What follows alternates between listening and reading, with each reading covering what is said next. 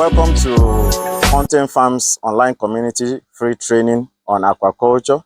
So today we'll be taking us on artificial breeding of various aspects of catfish. Follow us as we go through the whole process.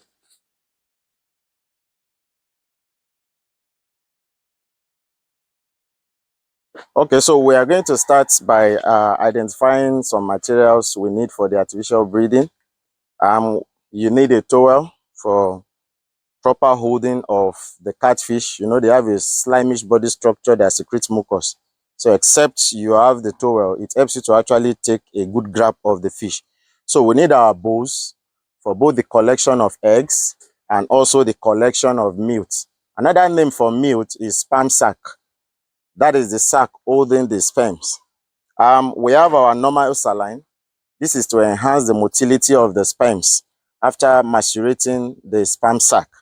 So we have our tissue paper. This will actually help us clean our blood stains after we remove the sperm sac from the male fish. We have our syringe and needle, and we also have our synthetic hormone. For us here, we'll make use of this synthetic hormone. As we go on, we'll understand the administration of this hormone as well. We also need the razor blade for cutting open and for macerating the sperm sac in order to release the sperms. For the incubation process, we have two types of materials. We have the net type. The benefit of the net type is that it can actually stay at the bottom of the tank, the incubating facility that you are using. So once it's time for hatching, they naturally come down from the net, thereby leaving only the dead eggs to be there. Another type of incubating material like a nest that you can use is what we call the kakaban. The kakaban is, as you can see, is made from, sacks. Remove them one by one, then trying to weave them together so that they form something as bulky as this. It also helps for incubation process, but most times this actually stays towards the surface of the incubating facilities. Like I told us, we'll be going through the breeding section proper now. And most importantly, we are not just going to teach you the breeding of just a particular species of the Clarias. We are going to check in different species today. We'll be crossing the species of the Clarias belonging to the family of the Claridae that we call the Heterobanchus longiphilis. The Heterobanchus longiphilis. How do we actually do the crossbreeding and have the Heterobanchus longiphilis? Is by crossing both male and female Heterobanchus themselves.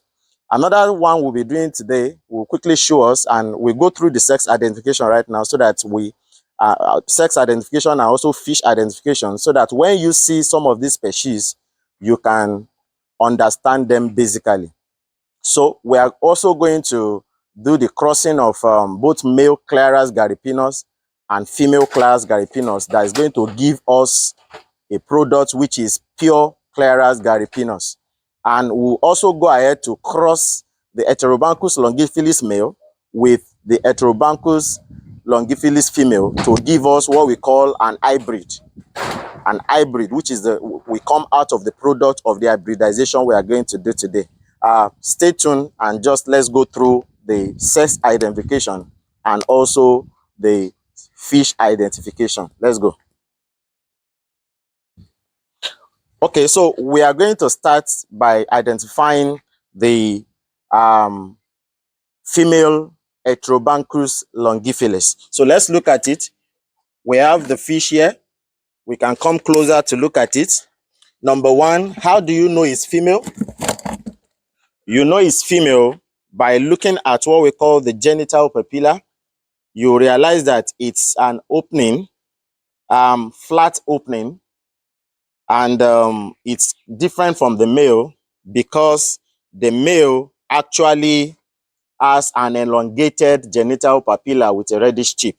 Another way to identify this particular fish, yes, it belongs to the same family of the Claridae, but if you look at the fish itself, we'll identify through the adipose fin. This is the adipose fin. This area right that I'm touching is the adipose fin, and this is the dorsal fin. Now, you realize that this fish is having a quite flat and elongated adipose fin. By the time you see the Clara Specie, you realize that the Clara Specie is not having an adipose fin.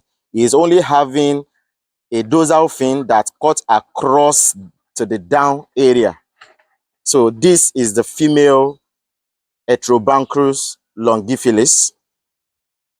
The second one there is also a female Heterobancus longiphilis. So let's look at the next one. So here we are having the male Heterobancus longiphilis. You realize that the adipose fin is still flat and quite elongated, and you are seeing the dorsal fin. It's like halfway down the line. And now let's look at the genital papilla. You can see it's different from the female we just saw that has an opening, a flat opening with the distended belly attached. But for the male, you see the belly is not that distended, and also you can see what we call the genital papilla with the tip, reddish tip at the tip. It's an elongated one with a reddish tip. So this is the male Heterobancus longiphilis for identification purpose. So let's take the next one, which is the Clarus gariepinus male. This is the Clarus gariepinus male and also belongs to the family Claridae. Look at it. Like we said, one way to identify sex of the fish is, look at it. Okay, you can see first it's also having an elongated genital papilla with a reddish tip. And now let's take a look at the dorsal fin. You can see that the dorsal fin actually cut across the total length, and there is nothing like an adipose fin. Okay, so this is the male Clarus gariepinus. Okay, so let's go on and see the female Clarus gariepinus. So this is the female Clarus gariepinus. You can see the dorsal fin also extends across, and there is no adipose fin. And you can see the genital papilla, a flat opening with a distended belly. Okay.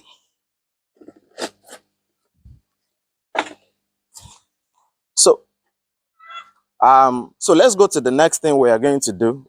Before the whole thing, the whole breeding process, we need to carry out what we call hypophysation. What is hypophysation? Hypophysation is the simulation of egg maturation. How does this happen? It actually happens through the administration of hormones. And that is one of the materials we have identified earlier, which is the synthetic hormone. So what we do is that we have to use, based on the weight of the fish, you inject the required dosage of synthetic hormone. Mostly, if you are to initiate a response for hypophysation in a female broodstock, it has to do with the right dosage, meaning that to a kg of fish, you have to administer a 0.5 mils of the synthetic hormone. So depending on the weight of the fish, you can always do your mathematics. Okay, so let's give a trial. Let's teach ourselves how to actually do this injecting. So let's withdraw our hormone.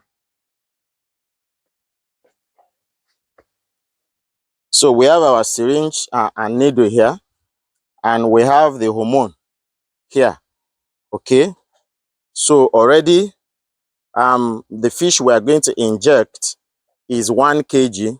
So meaning I'm going to withdraw the hormone of 0.5 mils. 0.5 mils of the hormone in order to initiate the response in the female fish. Don't forget, I told you that the female fish is 1 kg of weight. I told you that the female fish is 1 kg of weight. So we are going to inject now. Now, listen to this. This is something we are going to do. Although the way it's recognized that injection should be done, which is the administration of hormone, is that it can either be intramuscular, or you can administer in the other ways that people actually do it. But I want to advise, because we have realized that most times when you actually administer the hormone intramuscularly, people most times make mistake. And if you don't inject very well, you realize that the fish starts to deteriorate within the area you have injected the fish. So most times, due to experience, I realize that best way to inject the fish is actually to inject them at the lower abdomen, close to the anus area. I'm going to teach us how to do that now, because most people don't actually know how to inject properly. So if you don't inject properly and you inject intramuscularly, there is a very high tendency that you might have to lose the fish. So let me teach you how to inject through the lower abdomen. So let's see.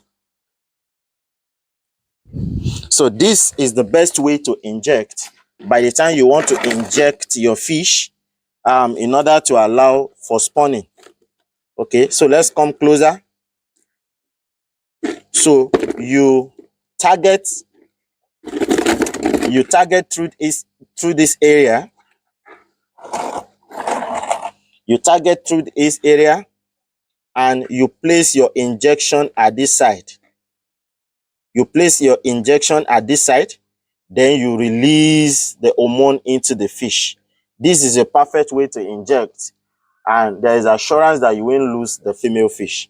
Thank you. So